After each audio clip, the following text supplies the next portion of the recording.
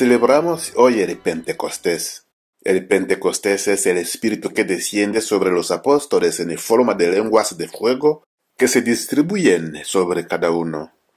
Y estas lenguas de fuego hacen que los apóstoles de repente comiencen a hablar todo tipo de lenguas extrañas. Estos judíos que solo conocían el hebreo hablan en público, viniendo de los 4 rincones de la tierra en esta fiesta de Pentecostés. Los árabes, los griegos, los romanos, los latinos, etc. Eso nos recuerda algo que nos toca hoy en el día, el multiculturalismo que está invadiendo el planeta. La pregunta ¿es bueno o es malo el multiculturalismo? Quizás otros dirían, no, queremos una cultura, un idioma. ¿Sería ese el futuro? No, la diversidad es lo que hace la riqueza de nuestra humanidad. Los chinos deben ser chinos, los congoleños congoleños, los españoles españoles, los estadounidenses estadounidenses, etc. ¿Es la cacofonía o es la polifonía? La cacofonía es una diversidad conflictiva. Y podemos señalar que el Pentecostés que celebramos hoy es la antítesis de la Torre de Babel. En la Torre de Babel todos hablaban el mismo idioma, pero no se entendían. Y en Pentecostés todos hablan su propio idioma y se entienden. Así es el fruto del Espíritu de Dios, la armonía. Y de la Torre de Babel nace la desarmonía, pues las obras nacidas del orgullo no producen más que triunfos efímeros, y no frutos.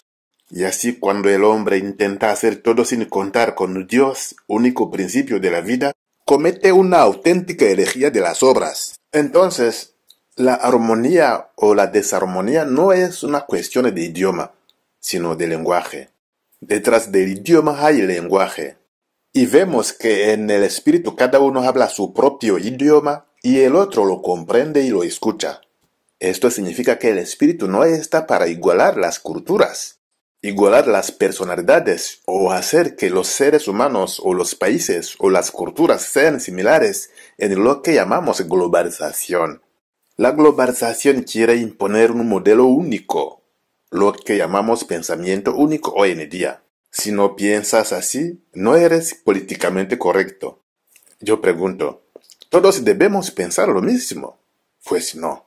Yo pienso diferente. Usted piensa diferente. Todos tenemos derecho a la diferencia. Y eso es un signo del espíritu. El espíritu es la unidad en la diversidad. En una familia, por ejemplo, papá debe ser papá y ser el hombre. Y mamá debe ser mamá y ser la mujer. Y los niños deben ser niños. Actualmente queremos borrar las diferencias. No, somos diferentes, pero unidos en estas diferencias. Es el espíritu el que une y reúne. Por eso el espíritu se revela hoy en forma de luz, de lenguas de fuego, la luz del espíritu. Queremos un mundo unido. Unido no en el sentido de un totalitarismo, de un igualitarismo, sino en una diversidad reconciliada, y ese es el futuro. Y entenderemos que cada uno expresándose a su manera en su idioma no será una cacofonía, sino una polifonía, una armonía.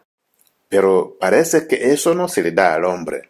Si tenemos en nosotros el espíritu, esta luz del espíritu hará la unidad, la reconciliación de esta infinita diversidad. Se dice de la iglesia, está en el latín, Circumdata varietate, rodeada de variedades.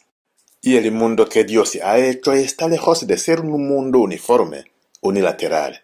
No. Este mundo infinitamente rico, infinitamente diverso, es un universo en el sentido de que es la unidad de una diversidad y la riqueza de una plenitud.